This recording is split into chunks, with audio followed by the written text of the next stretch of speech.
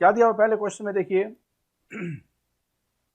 Which among the following is not a silent feature of the 73rd constitutional amendment act, जो 73वां संवैधानिक संशोधन हुआ था, जो कि पंचायती राज से रिलेटेड था, लोकल सेल्फ गवर्नमेंट के लिए था। आपको यह बताना है कि निम्नलिखित में से कौन सा फीचर्स है इसका नहीं है।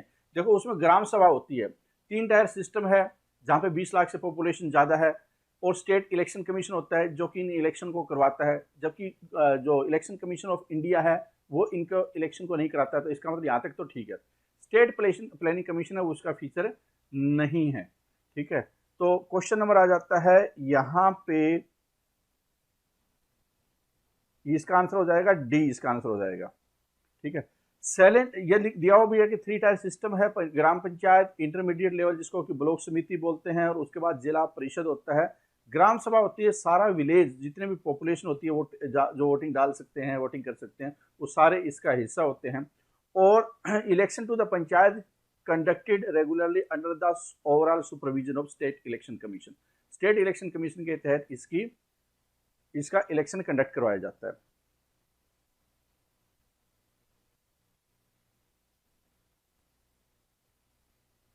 चलो अगला क्वेश्चन करिए। अगला क्वेश्चन आप आ जाता है आपकी स्क्रीन पे, और क्वेश्चन क्या दिया हुआ है अगला क्वेश्चन आपकी स्क्रीन पे, और इस क्वेश्चन को देखिए करने की कोशिश करें। क्या है क्वेश्चन में, मैं आपको अपने आप को हटा देता हूं जिससे कि आपको बिल्कुल चीजें साफ साफ नजर आए कि क्या है। क्वेश्चन है, in India EVM electronic voting machine have been devised and designed by election commission in collaboration with which among the following, कि निम्नलिखित में से किसके साथ में कोलैबोरेशन इलेक्शन कमीशन का होता है या हुआ है। तो इसका आंसर देखिए कि डिफरेंट डिफरेंट ऑर्गेनाइजेशन है, लेकिन जो वोटिंग मशीन है उसको बनाने का काम है वो करता है भारत इलेक्ट्रॉनिक्स लिमिटेड और इलेक्ट्रॉनिक कॉरपोरेशन ऑफ इंडिया। ये 2 ऑर्गेनाइजेशन है जो कि इसमें इलेक्शन कमीशन का सहयोग करती है। तो इसका राइट आंसर क्या हो जाएगा, इसका राइट आंसर हो जाएगा ए, 152। इसका राइट आंसर क्या है, इसका राइट आंसर है ए। अगले क्वेश्चन पे आ जाते हैं। क्वेश्चन नंबर आ गया 153, via which among the following amendment of the constitution of India India was designated as national capital territory, किसके तहत दिल्ली को एनसीटी है वो बनाया गया, किसके तहत दिल्ली है उसको एनसीटी बनाया गया। तो इसका राइट आंसर हो जाएगा 69th अमेंडमेंट, 69वां संवैधानिक संशोधन हुआ था जिसके तहत इसको ये कॉन्स्टिट्यूशनल अमेंडमेंट बना, ये एनसीटी बनाई गई। 69th अमेंडमेंट 1992, उसमें 2 आर्टिकल कौन कौन से, 239 AA और 239 AB है वो ऐड किए गए थे। और इसके साथ ही क्या है कि यूनियन टेरिटरी ऑफ दिल्ली है उसको एक स्पेशल स्टेटस मिल गया, मतलब एक राज्य का एक दर्जा मिल गया। ठीक है, अब इसके तहत लेफ्टिनेंट गवर्नर, आर्टिकल 239A क्या बोलता है कि लेफ्टिनेंट गवर्नर है उसका ये एडमिनिस्ट्रेटर होगा। ठीक है, जिसको कि national capital territory of Delhi बोला जाएगा। और आर्टिकल 239AB क्या बोलता है कि प्रेसिडेंट है वो सस्पेंड कर सकता है ऑपरेशन को किसी को, जैसे कि आर्टिकल 356 के तहत राज्य में राष्ट्रपति शासन लागू हो सकता है, वैसे आर्टिकल 239AB के तहत राष्ट्रपति के पास इस तरह की पावर है। ठीक है, इसके अलावा काउंसिल ऑफ मिनिस्टर होगी जिसमें कि 10% है टोटल मेंबर्स के वो मंत्री बन सकते हैं मैक्सिमम। ठीक है, ये 2-3 एक फीचर थे उसके जो आपको ध्यान में रखना है। चलो अगले क्वेश्चन पे आ जाइए, और क्वेश्चन है आपकी स्क्रीन पे, वो है कि अंडर द कॉन्स्टिट्यूशन आर्टिकल 111 है वो किससे डील करता है।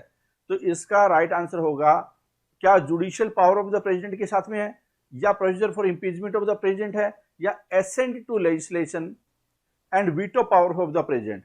तो ये जो आर्टिकल है आर्टिकल 111, उसका संबंध है वो प्रेसिडेंट की वीटो से। किससे है, प्रेसिडेंट की वीटो से। तो इंपॉर्टेंट क्वेश्चन है, ध्यान में रखना है आपको ये भी।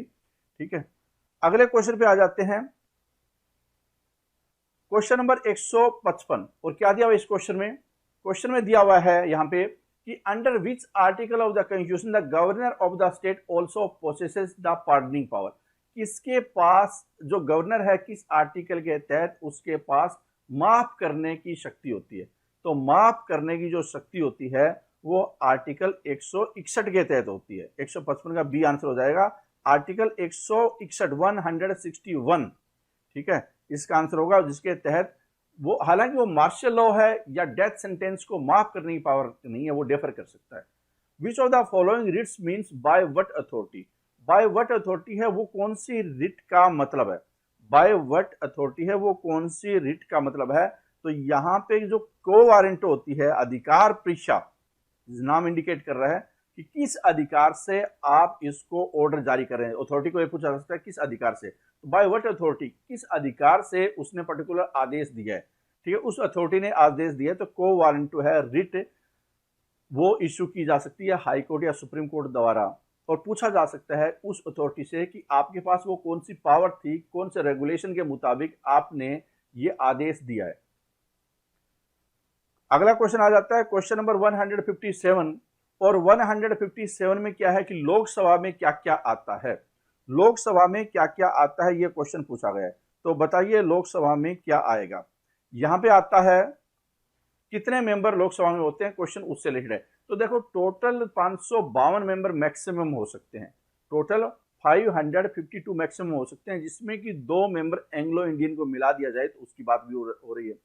530 मेंबर होते हैं वो स्टेट से होते हैं, और 20 मेंबर यूनियन टेरिटरी से होते हैं। ये आता है बात की मैक्सिमम इतनी स्ट्रेंथ हो सकती है। हालांकि अभी 13 मेंबर है यूनियन टेरिटरी से, इसका मतलब 7 कम एक्चुअल में, तो 545 मेंबर है। लेकिन जो स्टेटमेंट बी है 157 की, जो संविधान में लिखा है उसके अनुसार बिल्कुल है कि 530 राज्यों से, 20 यूनियन टेरिटरी से, 2 नॉमिनेटेड, तो टोटल 552 मेंबर हो सकते हैं। इसका राइट आंसर क्या हो जाएगा, बी है, इसका राइट आंसर हो जाएगा।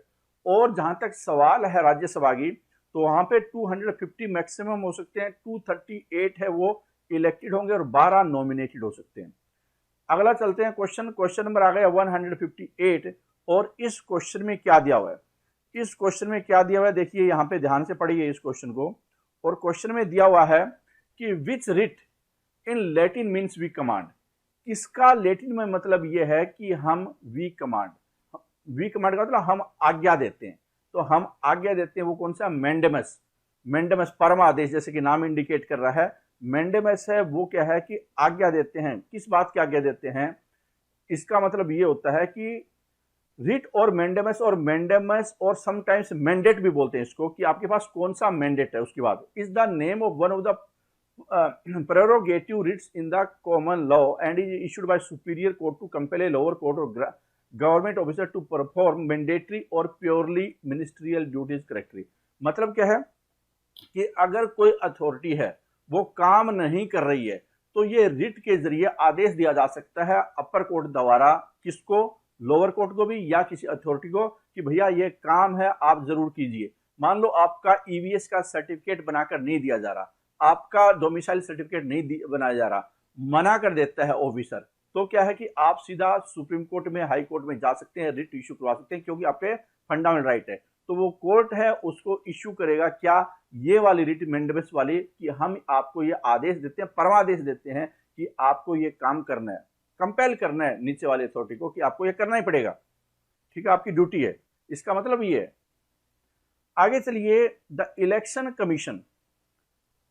Commission issued the model code of conduct for the first time in which year, कि पहली बार मॉडल कोड ऑफ कंडक्ट है इलेक्शन कमीशन ने कब इशू किया था, तो ये इशू किया था 1971 में।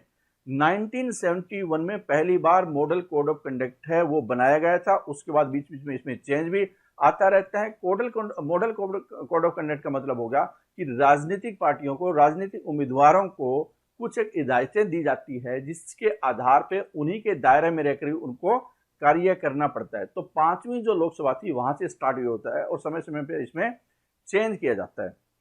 अगला क्वेश्चन आ जाते हैं कि बाय इलेक्शन का मतलब क्या है। तो बाय इलेक्शन का मतलब यहाँ पे क्या है कि जब, जैसे कि ये एमएलए के केस में भी हो सकता है, मतलब विधानसभा के केस में भी हो सकता है, विधान परिषद के केस में भी हो सकता है, ये लोकसभा में हो सकता है, राज्यसभा में हो सकता है। जब 2 जनरल इलेक्शन होते हैं, जैसे लोकसभा की बात करूं मैं, जब जो जनरल इलेक्शन होते हैं उसके बीच में कोई किसी की डेथ हो जाती है या इसको हटा दिया जाता है, ठीक है, तो इसकी मेंबरशिप चली जाती है, उस केस में एक बाय इलेक्शन होता है, बाय पोल होता है, उसको बोलते हैं बाय इलेक्शन। तो आंसर क्या होगा इसका? इसका आंसर देखिए कि क्या है, election held to fill vacancy owing to resignation of a member. कि इलेक्शन हो जाए कब? अगर वो मेंबर है रेजिग्नेशन देते। तो ये बात तो स्टेटमेंट करेक्ट है। अगली स्टेटमेंट क्या? Election held to be fill vacancy caused by death. अगर कोई टपक जाए, किसी की डेथ हो जाए और उसकी वजह से इलेक्शन करवाना पड़े, ये भी स्टेटमेंट करेक्ट है, तो भी हो सकता है। Election to fill vacancy caused by disqualification of member. कि अगर स्पीकर ने किसी को डिसक्वालीफाई कर दिया है, या हाई कोर्ट ने इलेक्शन कमीशन की रिकमेंडेशन पे, इलेक्शन कमीशन ने कर दिया है या हाई कोर्ट ने कर दिया, मतलब कि वो डिसक्वालीफाई हो गया किसी कारणवश से, तो उस तरह के सारे ये कारण ऑल ऑफ द अबव है, इसका आंसर हो जाएगा, जिसकी वजह से कि बाई इलेक्शन होता है। ठीक है, और अलग अलग देशों में इसका अलग अलग नाम दिया जा सकता है। जैसे कि जहां तक सवाल है बाय इलेक्शन, जिसको कि बाय इलेक्शन ये वर्ड भी है यूनाइटेड किंगडम और आयरलैंड में यूज किया जाता है। स्पेशल इलेक्शन भी यूनाइटेड स्टेट्स में और फिलीपींस में यूज किया जाता है। इंडिया में इसको बाय पोल भी बोलते हैं, इसको बाय पोल भी बोलते हैं। Is a election use to fill one office an office that has become vacant between general election. तो ये बायपोल भी बोला जाता है इसको। आगे चलिए क्वेश्चन नंबर आ जाता है, क्वेश्चन नंबर 161 आता है। और क्या है 161 में?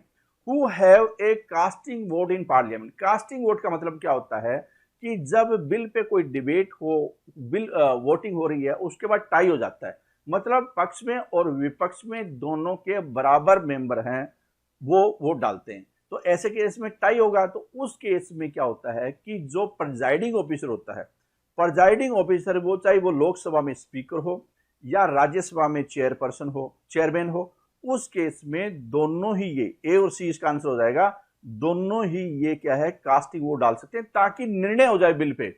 इसका मकसद यह कि निर्णय करवाना है, तो इसलिए इसमें वोट डाला जाता है। अगला क्वेश्चन आ जाता है, who is known as spokesperson of the house। Spokesperson of the house है वो किसको बोला जाता है? स्पोक्सपर्सन ऑफ द हाउस मतलब कि हाउस की तरफ से क्या होगा फिर? स्पीकर है उसको चीफ, इनफैक्ट क्या है कि वो मुख्य वक्ता हो जाता है। स्पीकर है वो अनाउंसमेंट करता है हाउस की तरफ से। जहां तक सरकार का सवाल है, तो सरकार की तरफ से या सरकार द्वारा फैसले लेने की तरफ से या विदेश के मामलों से रिलेटेड प्राइम मिनिस्टर वो स्पोक्स पर्सन हो जाता है। तो यहां पे बात आ रही है कि जो हाउस है उसका स्पोक्स पर्सन तो स्पीकर होगा, और जो सरकार की तरफ से है वो प्राइम मिनिस्टर होता है। तो आंसर क्या हो जाएगा इसका? इसका आंसर बी हो जाएगा। अगला क्वेश्चन आ जाते हैं, क्वेश्चन आ जाता है when is the national voter day observed in India. Bharat में नेशनल वोटर डे है वो कब मनाया जाता है? तो ये भारत में 25 जनवरी को लोगों को जागरूकता के लिए, ज्यादा से ज्यादा युवा वोट डाल पाए, उसके लिए एक स्पेशल दिन रख दिया गया है, जो कि, और ये 2011 से ये प्रथा स्टार्ट हुई है, जो कि कमीशन का फाउंडेशन डे है, उसको लिहाज में दिमाग में रखकर ये ऑब्जर्व किया जाता है नेशनल वोटर डे जनवरी 25 को हर साल। तो इसका राइट आंसर क्या था? इसका राइट आंसर है ए। अगला क्वेश्चन देखिए क्या दिया हुआ यहां पे कि in which state of India is there a uniform civil code. हमने पिछले सेशन में बात की थी यूनिफॉर्म सिविल कोड, जिसको कि यूसीसी भी शॉर्ट फॉर्म में बोला जाता है। Article 44 directive principle of state policy, उसके तहत ये व्यवस्था की गई है कि आने वाले टाइम में, या एक किस्म से कंट्रोवर्सी भी है क्योंकि इसको इंप्लीमेंट करना पूरे इंडिया में बड़ा मुश्किल है, ठीक है, लेकिन गोवा ऐसा राज्य है जहां की यूनिफॉर्म सिविल कोड है वो अप्लाई किया गया है। तो आंसर क्या है इसका? डी है इसका answer. Goa has a common family law, thus being the only common family law, मतलब सभी उसको मानेंगे, कोई धर्मों से सभी उसको मानेंगे, thus being the only Indian state to have a uniform civil code. Special Marriage Act 1954 permits any citizen to have civil marriage outside the realm of any specific religious personal law। कि देखो एक सुविधा की गई है special marriage act 1954 के तहत कि अपना जो धर्म है उसके अलावा अगर कोई शादी करना चाहे तो स्पेशल मैरिज एक्ट 1954 है के तहत किया जा सकता है, ठीक है। तो इसके तहत यहाँ पे गोवा में ये यूनिफॉर्म सिविल कोड है वो बनाने में कामयाबी मिली। अगला क्वेश्चन है 165, which of the following writs और order of the high court या supreme court is sought to get an order of an authority quest. ठीक है, तो यहां पे क्वेश्चन क्या पूछा गया है कि जो रिट हो या आदेश हो, किसका, हाई कोर्ट का होगा या सुप्रीम कोर्ट का होगा, जो कि किसी अथॉरिटी के जो ऑर्डर दिया है, मान लो कोई डीसी ने ऑर्डर दे दिया है या कोई किसी लोअर कोर्ट ने ऑर्डर दे दिया है, उसके ऑर्डर को कोर्स मतलब कि खत्म करने की मांग है, रद्द करने का अधिकार है या आदेश है उस ऑर्डर के जरिए है, क्योंकि ये तो आदेश है ना, तो ये आदेश आएगा उस ऑर्डर के जरिए। तो वो कौन सी रिट है, वो कौन सी रिट है, तो ये रिट कौन सी हुई, ये रिट हुई सरसरोरी, उत्प्रेषण लेख जिसको बोलते हैं, सरसरोरी है, इसका मतलब ये है। अगर कोई इंफीरियर कोर्ट है, उसने कोई ऐसा फैसला दिया जो बिल्कुल ही बेतुका है, या किसी अथॉरिटी ने ऐसा आदेश दिया, ट्रिब्यूनल हुआ या क्वासी जुडिशियल अथॉरिटी है, उसने कोई ऐसा आदेश दिया, ठीक है, जो कि बिल्कुल बेतुका है, तो हाई कोर्ट या सुप्रीम कोर्ट है, उसको वो रिट जारी करके उसको क्वेश करवा सकते हैं। तो आंसर क्या हुआ इसका, 165 का B. Controller and auditor general of India, controller and auditor general of India जिसको कि हम बोलते हैं कैग, ठीक है, act as a chief accountant and auditor for, ये जो अकाउंटेंट का काम और ऑडिटर का काम है वो किसके लिए करता है, फॉर द यूनियन गवर्नमेंट और स्टेट गवर्नमेंट, या यूनियन दोनों के लिए या किसी के लिए भी नहीं करता। तो इसका आंसर क्या होगा, इसका आंसर हो जाएगा सी हो जाएगा। ये पब्लिक पर्स का काम करता है, सिक्योरिटी करता है पब्लिक पर्स की, मतलब कि यूनियन गवर्नमेंट, स्टेट गवर्नमेंट, जहां पे कि सरकार का कोई पैसा लगा हुआ है, सरकारी योजनाएं हैं, ठीक है, जहां तक अकाउंट्स की बात आती है तो उसकी ऑडिटिंग है वो कैग द्वारा की जाती है। ठीक है, अगला क्वेश्चन है यहां पे 167, which part of Indian constitution is also known as mirror of the constitution, संविधान का दर्पण, संविधान का दर्पण है वो किसे बोला जाता है, आईना किसे बोला जाता है, संविधान का आईना किसे बोला जाता है, जिससे कि उसको देखकर ये पता चल जाए कि जो बात इसमें लिखी हुई है, इस पर्टिकुलर डॉक्यूमेंट में, समरी में लिखी हुई है, वो संविधान उसको चरितार्थ करता है, मतलब संविधान उसी के अनुसार ही बना हुआ है। तो इसका राइट आंसर क्या हो जाएगा, प्रियम्बल है इसका राइट आंसर। प्रियम्बल है कि प्रियम्बल है वो एक किस्म से पूरा आईना है, आईना दिखा देता है कि भारत का संविधान है वो कैसा होगा, उसमें एक किस्म से बिल्कुल ब्रीफ समरी है। तो इसका राइट आंसर है 167 का डी। आगे देखिए क्या दिया हुआ है, क्वेश्चन दिया हुआ है यहाँ पे कि according to the preamble, according to the preamble, प्रस्तावना के अनुसार कॉन्स्टिट्यूशन है वो अपनी अथॉरिटी कैसे ड्राइव करता है, उसके पावर, संविधान की पावर है, सुपीरियर संविधान है वो कैसे बना, तो we the people of India, जैसे कि नाम इंडिकेट कर रहा है अपने आप को, we the people of India, Bharat के लोग हैं, अपने आप को वो संविधान प्रोवाइड करते हैं। तो वो कौन है, कहां से पावर आती है, we the people of India से आती है। People of India right answer है इसका 168 का बी आंसर। ठीक है, आगे देखिए क्वेश्चन नंबर में, the first female nominated female star, कौन सी ऐसी एक्ट्रेस थी, पहली थी, फिल्मों में थी, सोशल वर्क करती थी, और सोशल वर्क करती थी, राज्यसभा के लिए वो नामित हुई थी, उसको नॉमिनेट किया गया था। तो कौन सी थी, सबसे पहले थी नरगिस दत्त, नरगिस दत्त को नामित किया गया था। तो आंसर क्या हो जाएगा इसका 169 का ए इसका आंसर है। ठीक है, और इसको राज्यसभा में 1980 में नॉमिनेटेड किया गया था। फर्स्ट वुमेन फिल्म स्टार थी इलेक्टेड, जो कि नॉमिनेटेड या इलेक्टेड हुई राज्यसभा के लिए।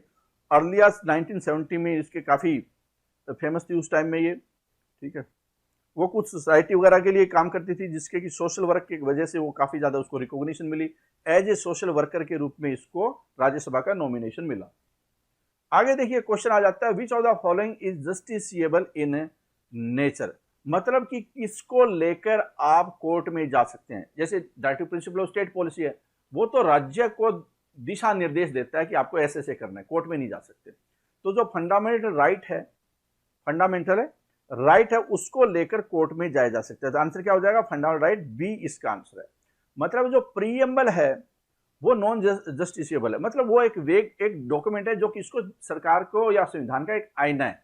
और directive principle of state policy है, वो एक्सपेक्ट करता है कि सरकार ये काम करे, सोशल और इकोनॉमिक डेमोक्रेसी को सुनिश्चित करता है वो। ठीक है, तो राइट आंसर क्या है इसका, फंडामेंटल राइट। अगर आपका कोई राइट है वो वायलेट होता है तो आप हाई कोर्ट सुप्रीम कोर्ट में सीधा जा सकते हैं। जस्टिसएबल है कोर्ट में जाने का मतलब। क्वेश्चन नंबर आ जाता है फिर आपका, वो है 171। और क्या है इस क्वेश्चन में, यहां पे out of which state was the Gujarat formed. Gujarat है वो किस राज्य से बना था, तो गुजरात बना था बॉम्बे से। किससे बना था, गुजरात बना था बॉम्बे से अलग हुआ था। बॉम्बे रीऑर्गेनाइजेशन एक्ट 1960, मतलब कि 1956 में जो रीऑर्गेनाइजेशन एक्ट बना, उसके बाद उससे पहले 1953 में आंध्र प्रदेश भाषा के आधार पे एक राज्य बना। उसके बाद झड़ी लग गई थी, झड़ी लगी, बहुत सारे राज्य बने, जिसमें कि गुजरात है वो भी बॉम्बे से अलग हुआ और बॉम्बे स्टेट को दो भागों में, गुजरात और महाराष्ट्र में डिवाइड कर दिया 1960 में। आगे चलते, विच of the following is also a living document. निम्नलिखित में से कौन सा एक लिविंग डॉक्यूमेंट है, जिंदा जीवित दस्तावेज है। तो कॉन्स्टिट्यूशन ऑफ इंडिया है वो लिविंग डॉक्यूमेंट है। क्यों, क्योंकि इसके अंदर अमेंडमेंट किया जा सकता है, इसके अंदर इसको किसी पार्ट को चेंज करना हो वो किया जा सकता है, वो एक लिविंग डॉक्यूमेंट है। तो राइट आंसर क्या होगा इसका, राइट आंसर है इसका ए, इसका राइट आंसर हो जाएगा। ठीक है, the Indian constitution is called a living document because it can amended और change our constitution except the necessity of modification. कि समाज में परिवर्तन होते हैं, टेक्नोलॉजी में परिवर्तन होते हैं, जिसकी वजह से समाज भी चेंज होता है। पहले फेसबुक यूट्यूब वगैरह नहीं होते थे जो संविधान बना था। आज के टाइम में क्या है कि उसी के अनुसार आईटी एक्ट, अलग अलग टाइप के एक्ट है, प्राइवेसी वाले फंडामेंटल राइट है, उस तरह के आ गए हैं, तो उसकी वजह से ये चेंज करना पड़ता है, समय के साथ में इवोल्व होता है। क्वेश्चन नंबर 173 आ गया और क्या है क्वेश्चन में, who signed the instrument of extension of Jammu and Kashmir to India with Jawaharlal Nehru. Jawaharlal Nehru के साथ में समझौते पे दस्तखत किए थे, किसने किए थे, जम्मू कश्मीर को भारत के साथ में विलय करने के लिए।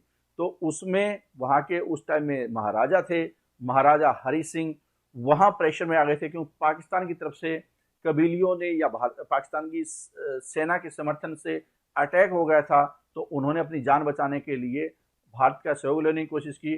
तो उसमें हरि सिंह और जवाहरलाल नेहरू के बीच में उस टाइम में एक समझौता हुआ, जिसको कि instrument of accession of Jammu and Kashmir to India बोला जाता है। तो आंसर क्या हो जाएगा इसका, आंसर इसका हो जाता है ए, इसका आंसर हो जाता है ए। और ये समझौता हुआ था 26 अक्टूबर 1947 को, जिसमें कि राज्य ने, मतलब हरि सिंह के राज्य ने सरेंडर कर दिया था क्या, कि डिफेंस, एक्सटर्नल अफेयर्स और कम्युनिकेशन है वो भारत को दे रहे हैं हम लोग, मतलब हमें डिफेंस प्रोवाइड कर दो, एक्सटर्नल अफेयर्स हमारा देखो और कम्युनिकेशन हमें प्रोवाइड करो। आगे चलते हैं क्वेश्चन नंबर 174। 174 क्या बोलता है क्वेश्चन, ठीक है, प्रिवेंटिव डिटेंशन क्या है। आपने आजकल काफी चर्चा में सुनी होगी, जब आर्टिकल ये सीए वाला सिटीजन अमेंडमेंट एक्ट है वो लागू हुआ, तो बहुत सारे लोगों को, या जम्मू कश्मीर में जो आर्टिकल 370 का हटाया गया, उसको रिवोक किया गया, तो उस केस में बहुत सारे लोगों को एहतियात के तौर पे डिटेन किया गया। एहतियात के तौर पे मतलब कि नजरबंद करना या प्रिवेंटिव डिटेंशन करना, ठीक है।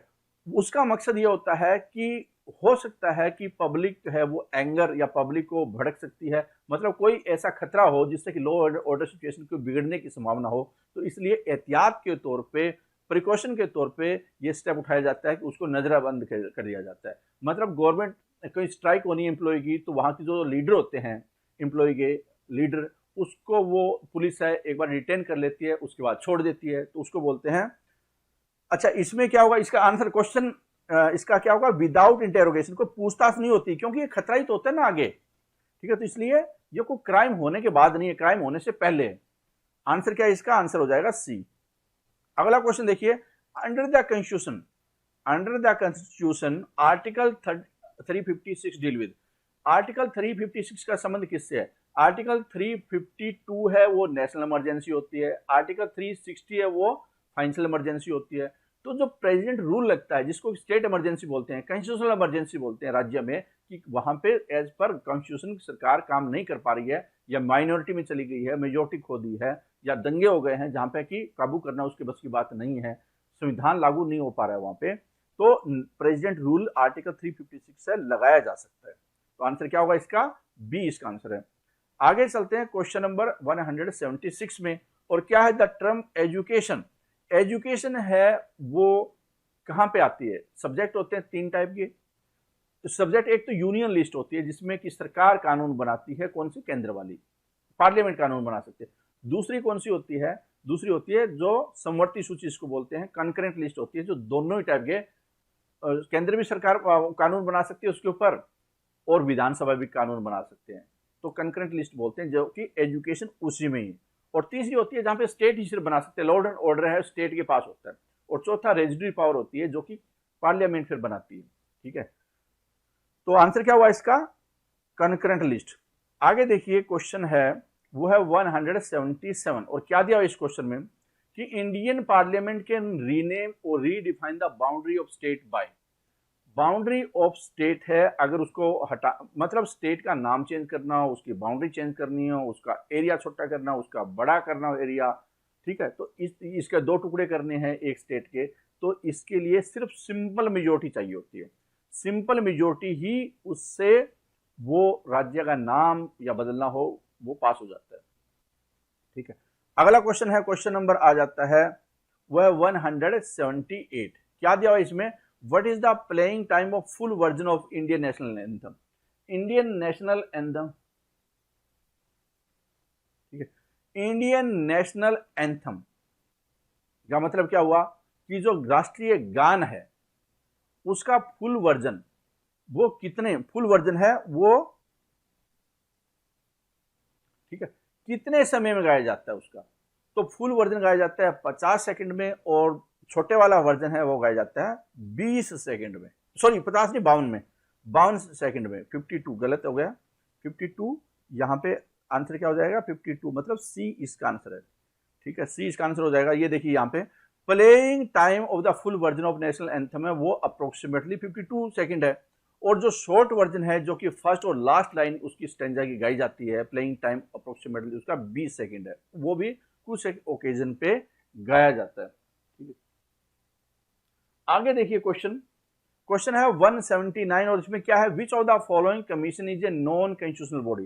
कॉन्स्टिट्यूशनल बॉडी जिसमें कि आर्टिकल होता है, संविधान में उसका जिक्र होता है और किसी आर्टिकल के साथ उसकी पावर हो जाती है, ऐसी कौन सी है जो कि यहाँ पे कॉन्स्टिट्यूशनल बॉडी नहीं है, नॉन कॉन्स्टिट्यूशनल बॉडी है? तो यूपीएससी कॉन्स्टिट्यूशनल बॉडी होती है, ये भी कॉन्स्टिट्यूशनल बॉडी होती है।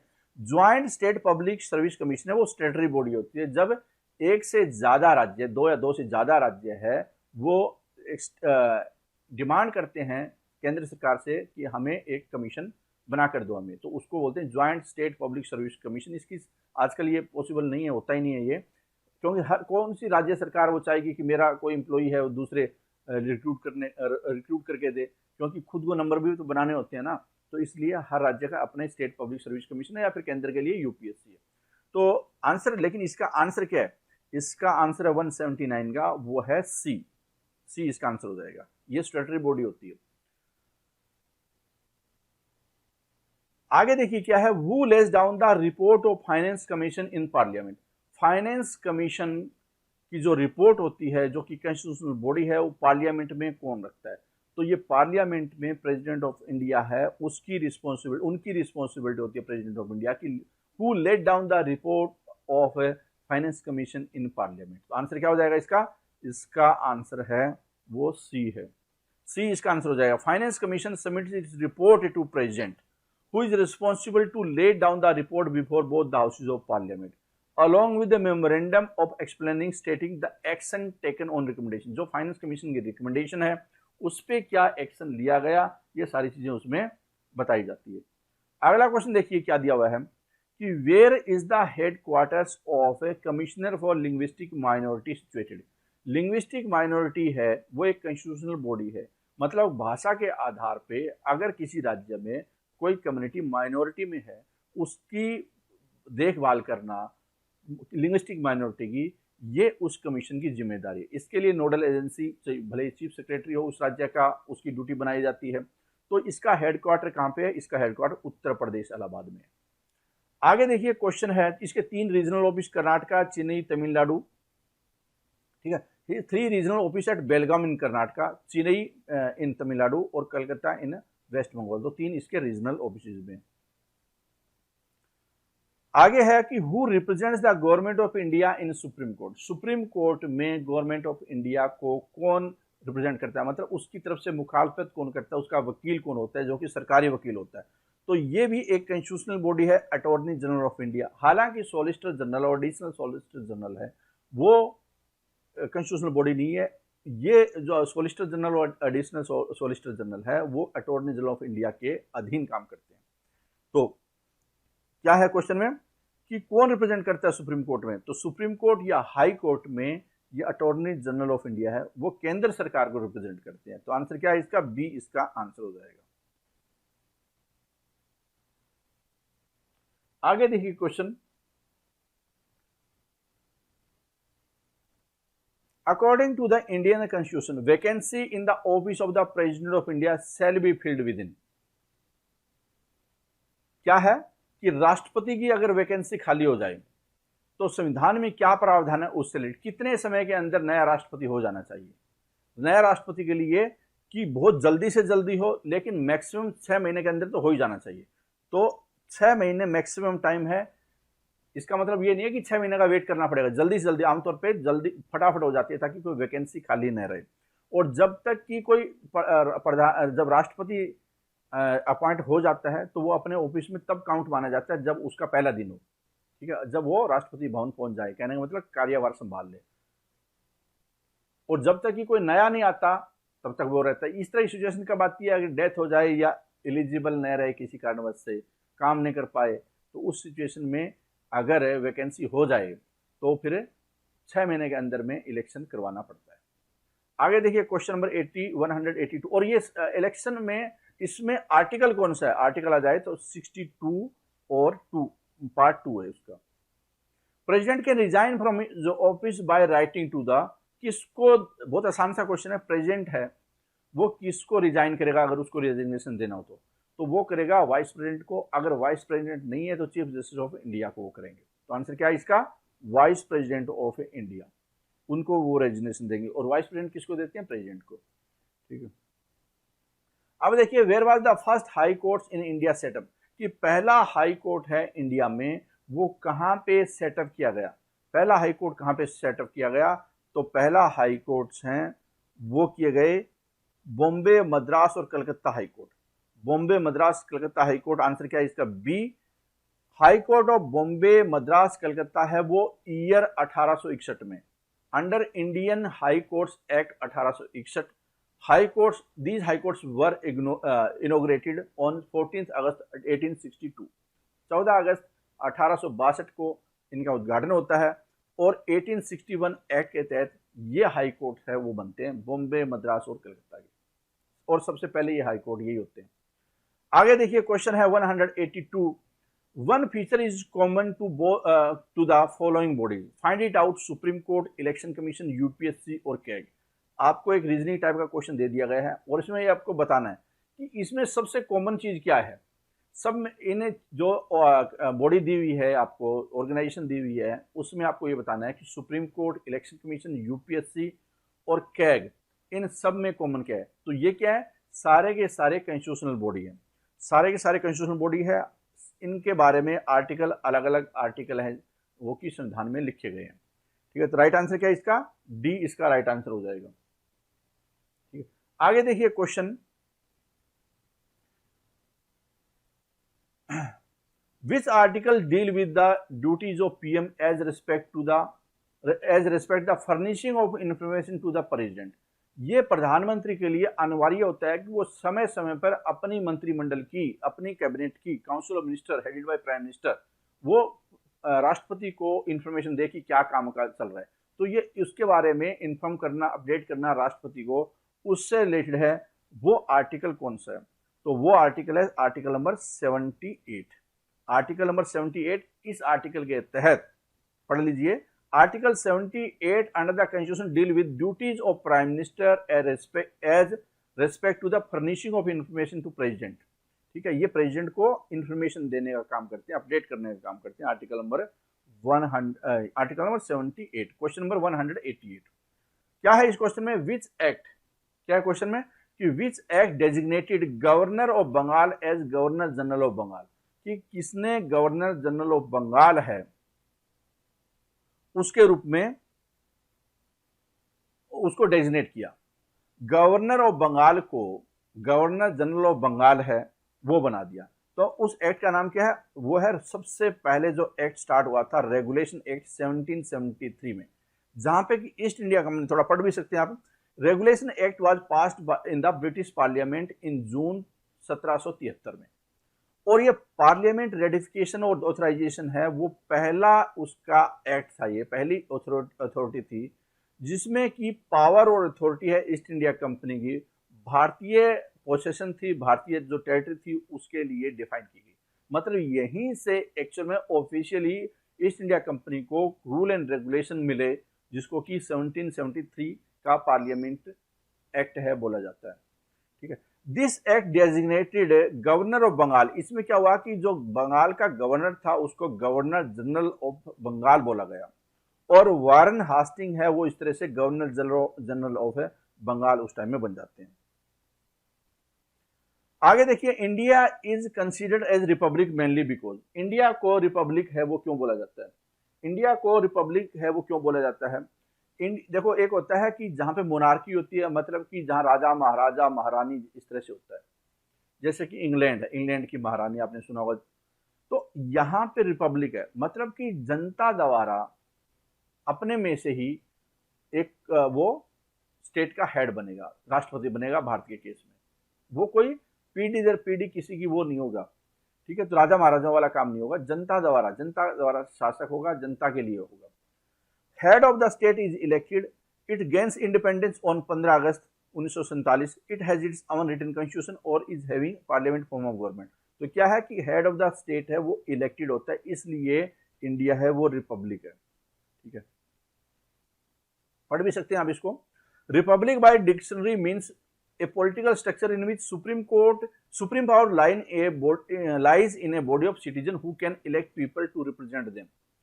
The front cover of constitution being the preamble describe India as a sovereign socialist secular democratic republic, कि जनता द्वारा चुने हुआ इसका मेन मतलब होता है। क्वेश्चन नंबर 119 क्या दिया हुआ है कि which act attempted to introduce a system of open competition in civil services.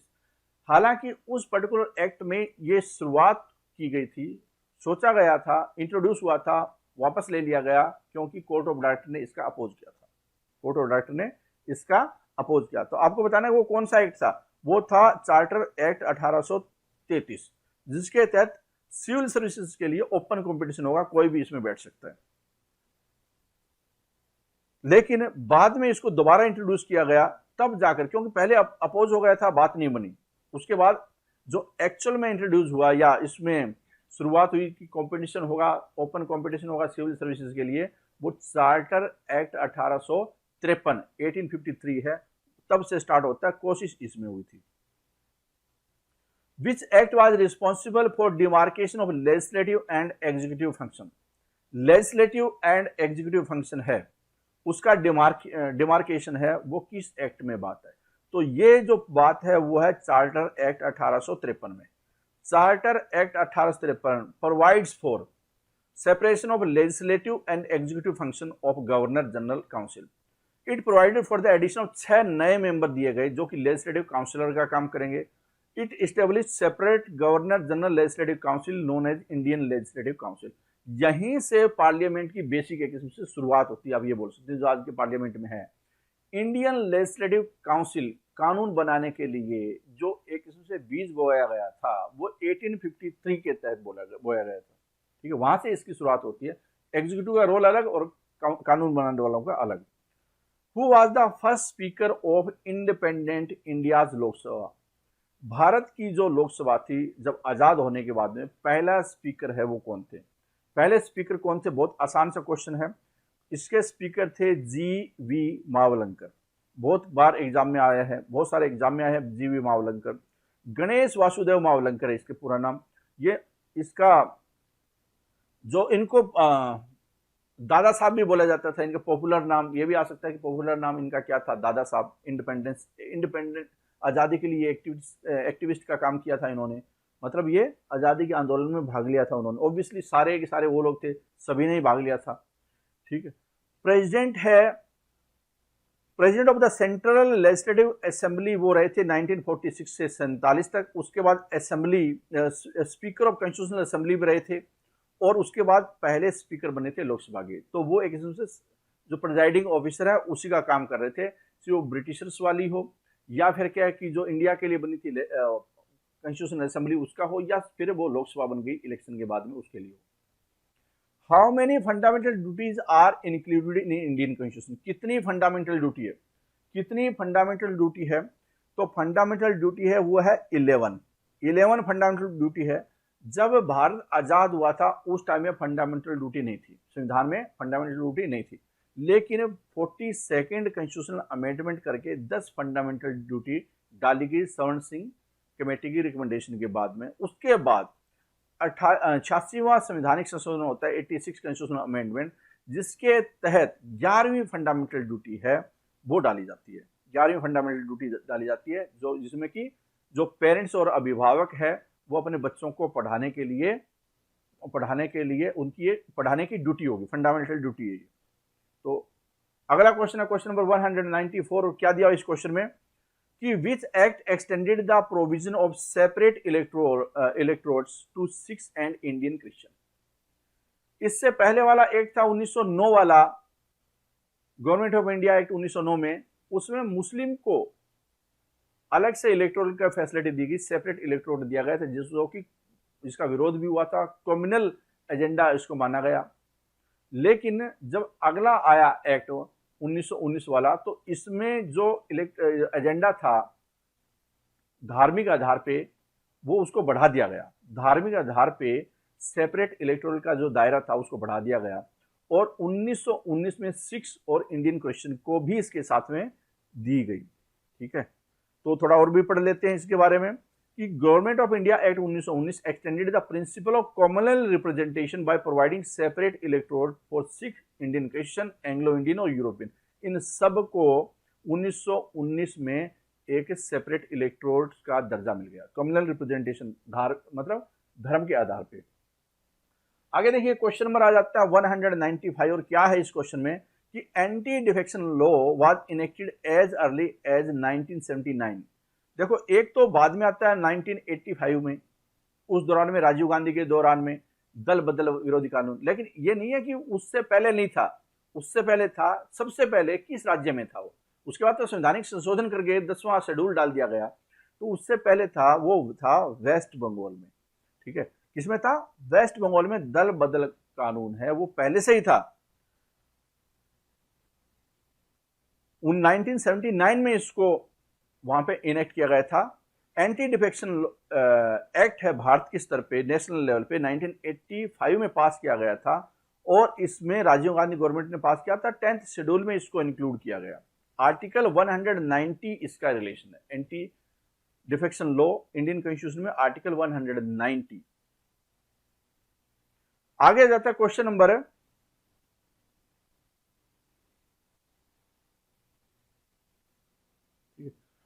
Number क्या है कि abolition of IAS and IPS recommended by, कि आईएएस और आईपीएस नहीं होने चाहिए, मतलब कि ऑल इंडिया सर्विसेज से नहीं होनी चाहिए।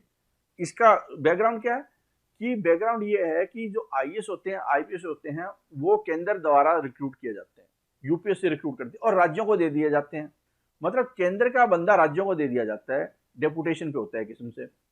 तो किसी कमीशन की ये ऑब्जर्वेशन थी कि ये राज्यों के मामले में दखलंदाजी करते हैं, मतलब बात नहीं सुनते ढंग से, क्योंकि उनको पता है उनकी जॉब खतरे में नहीं है, उनको बाद में केंद्र में जाना ही है। तो वो राजा मन्नार कमीशन था, उसने बोला कि आईएएस और आईपीएस है, इसकी जरूरत नहीं है। ठीक है, इसका आंसर क्या है? डी इसका आंसर है। मतलब कि जो राज्य के प्रशासक होंगे, जैसे अगर यूपी का है तो यूपी पब्लिक सर्विस कमीशन जो रिक्रूट करेंगी वही इस प्रशासन चलाएंगे, बाहर की जरूरत नहीं। राजा मन्नार कमीशन है, उसने ये रिकमेंडेशन थी कि आईएएस और आईपीएस हटा दिया जाए। ठीक है, both all India services under article 312 of the Indian constitution because both the services were seen as interference in day to day administration of the state by the centre. Which article of Indian Constitution provides for the institution of Panchayati Raj? For the institution of पंचायती राज, कि भारतीय संविधान के किस article में है कि पंचायती राज जैसे संस्थान होने चाहिए, उसकी फैसिलिटी कौन प्रोवाइड करता है, कौन सा वो प्रोवाइड करता है, तो बताइए कौन सा प्रोवाइड करता है। तो ये राइट आंसर क्या हो जाएगा, आर्टिकल 40 है directive principle of state policy. वो क्या बोलते हैं कि इंडिया को, भारत को लोकल लेवल पे सेल्फ गवर्नमेंट के लिए लोगों को पूरी आज़ादियों की अपने लिए वो कैसे नियम कायदे प्लानिंग वगैरह बनाते हैं। पंचायती स्तर पे, ग्राम स्वराज के स्तर पे प्रशासन के अधिकार मिलने चाहिए। तो ये बात कौन बोल रहा है, ये बात डायरेक्ट करता है कौन, directive principle of state policy, किसको, संविधान में सरकारों को। तो आंसर क्या है इसका, आर्टिकल 40C आंसर है। आगे देखिए, who is the highest civil servant of Indian government, मतलब सबसे बड़ा आईएएस अधिकारी कौन सा होता है। दूसरे शब्दों में कि जब ये एक तो होता है प्रधानमंत्री, तो पॉलिटिकल एग्जीक्यूटिव है, लेकिन जो एडमिनिस्ट्रेटिव एग्जीक्यूटिव होते हैं जो परमानेंट होते हैं, ठीक है, जैसे कि डीएम होता है, तहसीलदार होता है, नायब तहसीलदार होता है छोटे लेवल पे, लेकिन इन सब के ऊपर राज्य में कौन होता है, चीफ सेक्रेटरी सबसे बड़ी पोस्ट होती है।